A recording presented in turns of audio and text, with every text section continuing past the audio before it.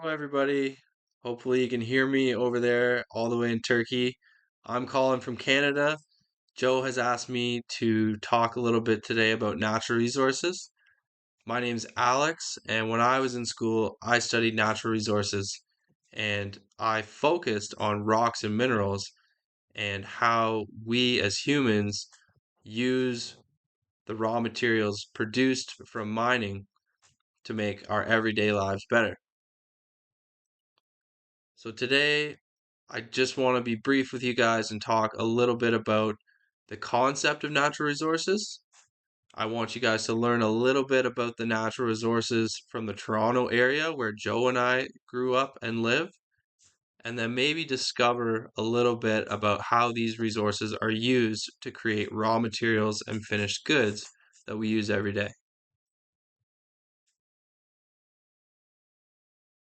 All right, now hopefully beside me there is a map, and I might need Joe's help with a little video pause at some point to come in and show you guys exactly where Toronto is on the map.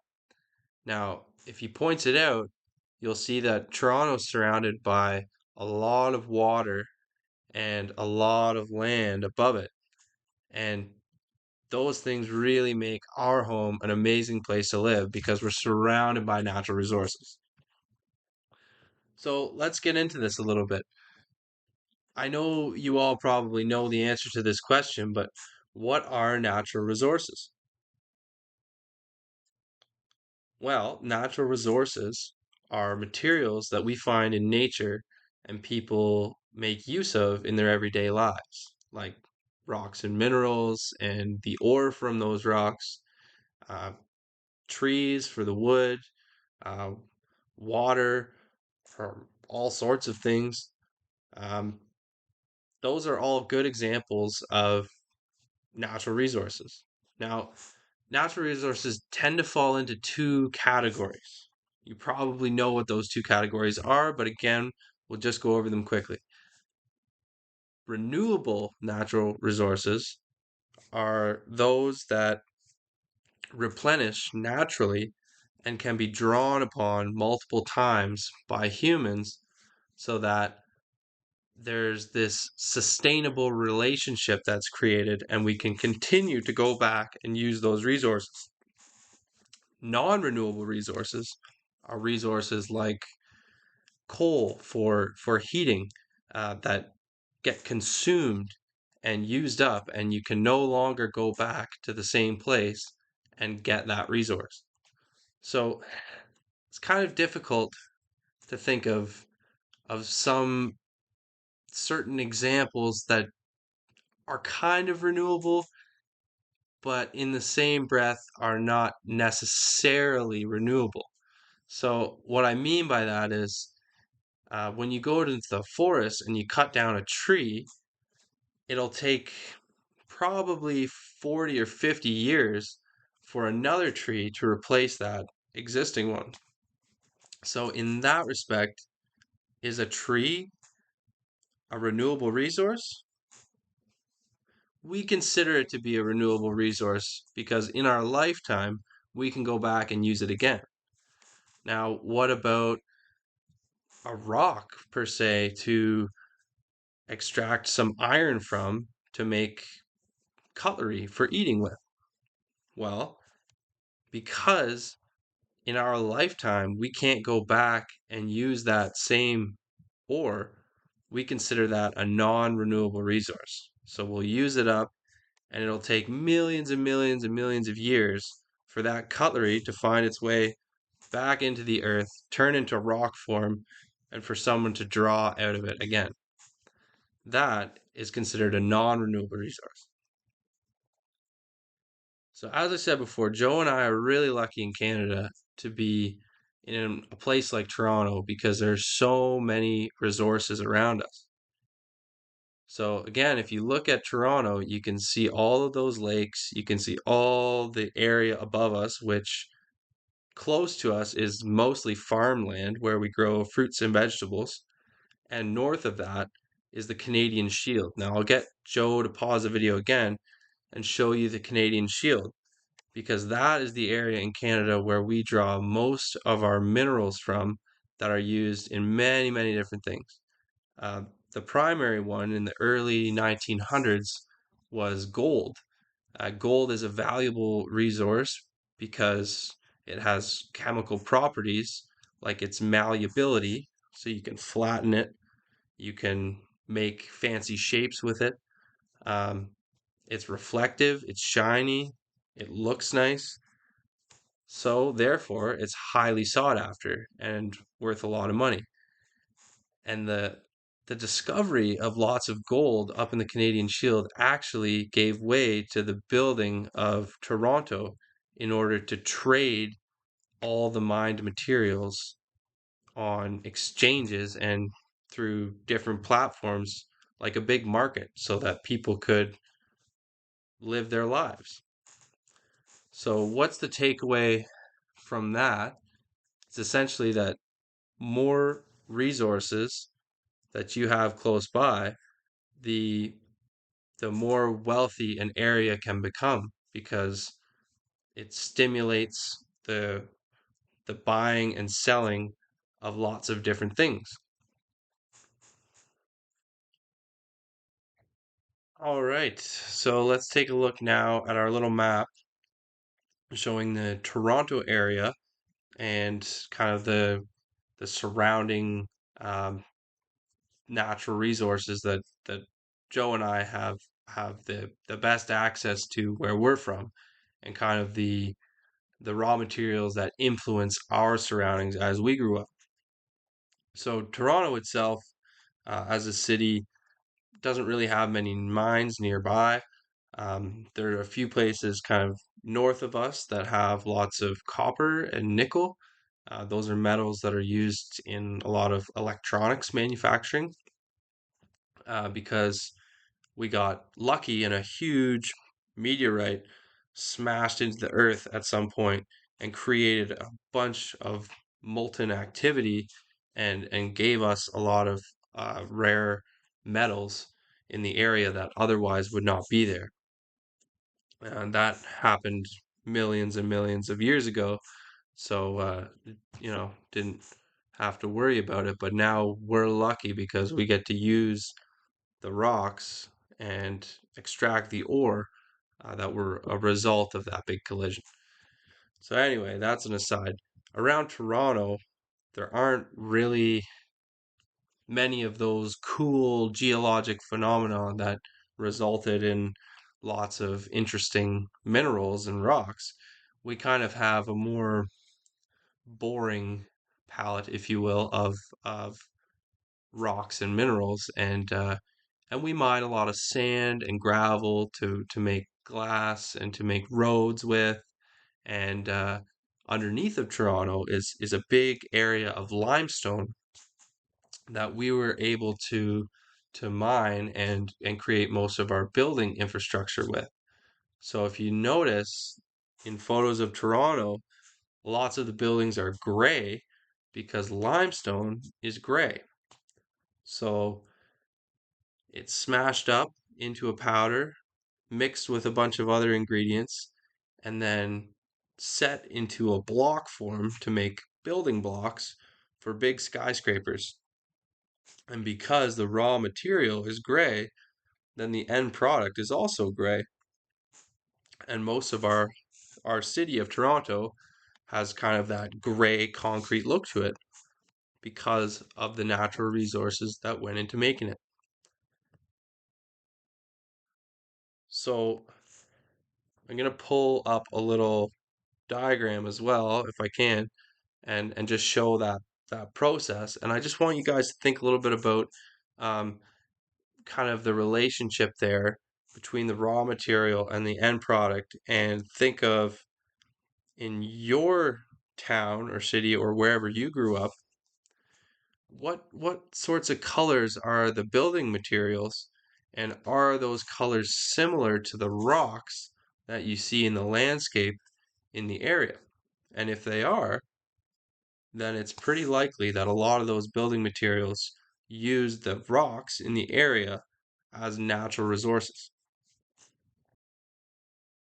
I'll pull up a few other images as well here, and we're just going to take a quick look at the other natural resources around the Toronto area. Now, because I specialized in rocks and minerals, I think that they're the coolest, but other people have opinions too that there are some pretty neat natural resources that are not rocks. And so I'd like to take a second here to think about the forests in Canada and what they produce. Now, a lot of people think, okay, forests, yeah, we produce a lot of lumber, but it's not only lumber. There are other natural resources that we take from the trees that end up in a large part in our buying and selling market in Canada and end up on the tables of all sorts of folks to consume, and that's maple syrup that I talk about. Now, maple syrup is a sap from a tree that is boiled into a really gooey, um, kind of a sticky liquid that tastes really sweet and delicious.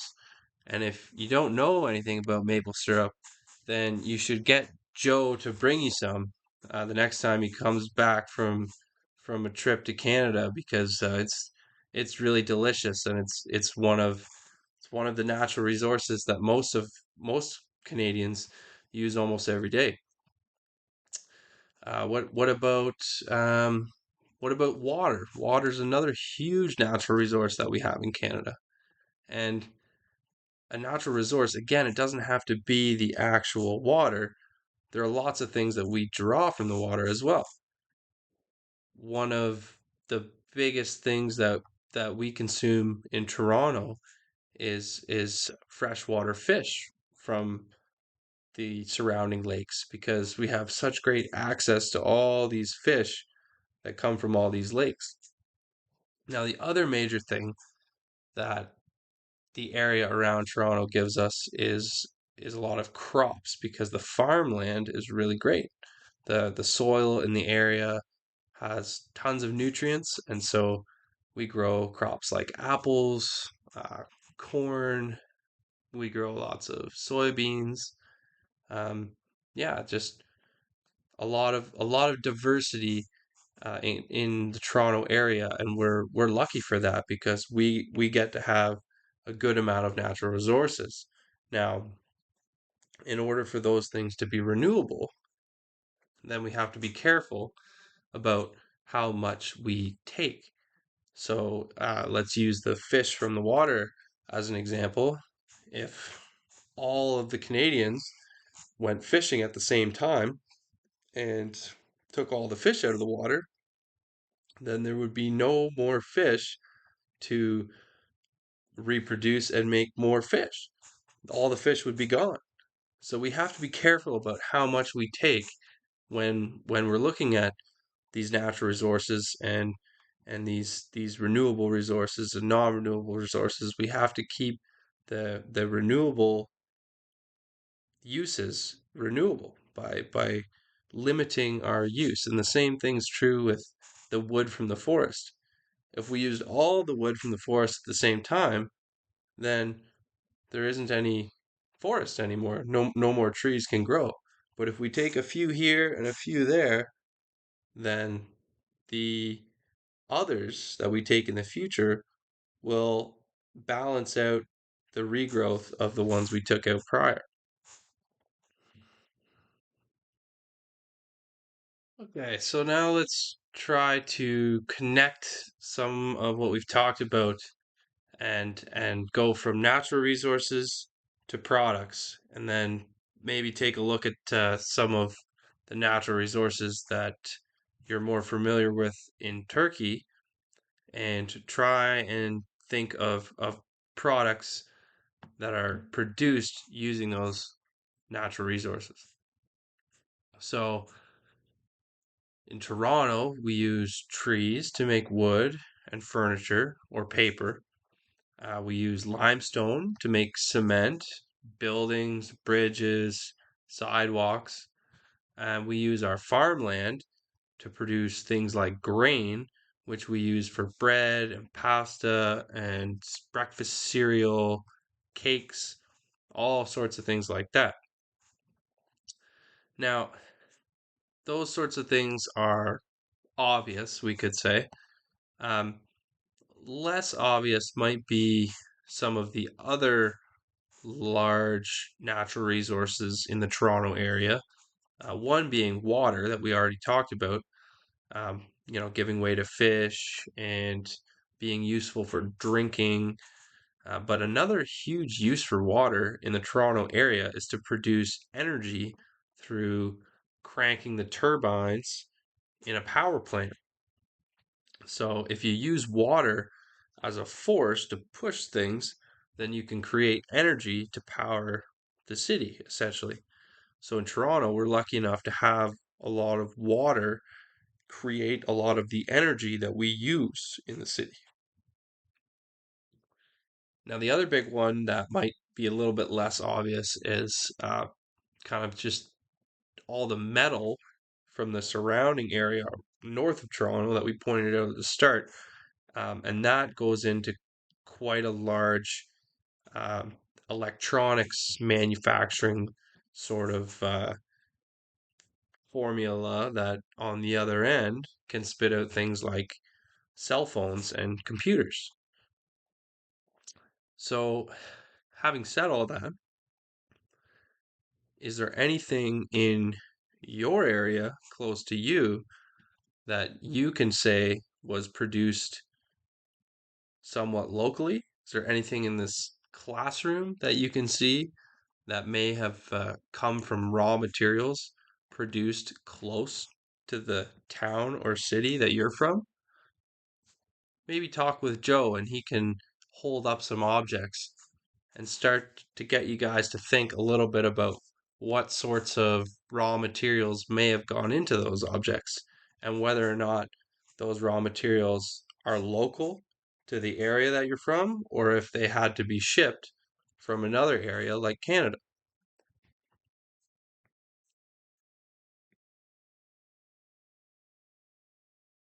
All right, everyone, let's just wrap this up quickly for you with a recap. So, primarily, we want to remember natural resources in Canada. There are plenty of them in the Toronto area, not so many, but it serves as a hub to take in natural resources from close by, make something out of them, ship them to other places in the world, and does make use of the local limestone for its buildings and for its infrastructure. Now, these resources are important for making raw materials and finished goods worldwide. So, not only does that limestone get used there, we have so much of it, we're able to give some to other nations that need some and produce more cities around Canada using that same material. Similarly, other places that are rich in other materials like oil, they have so much that they can give some to other nations around the world. So the moral of the story is almost anywhere you go in the world, there are natural resources that are useful and useful to other nations that can be traded with and in turn create a huge network of useful raw materials around the world. So while you might be thinking, gee, Canada sounds like a really cool place with all of its awesome raw materials, I want you to also think, what does Turkey have to offer? What is in the landscape and the natural environment that you can see used in the local construction and day-to-day lives of everyone around you? Probably a whole lot of good things too. One thing to think about before we go. Canada tries really hard to protect its natural resources by encouraging recycling and encouraging using renewable energy. So if you don't know what those things are, then Joe best help you learn because those are really important ways that we as people can help our renewable sources stay renewable. Thanks for joining me. And Joe, thanks for having me. Everybody, was nice to be here and hope that you all have learned a little something about raw materials and natural resources today. Take care.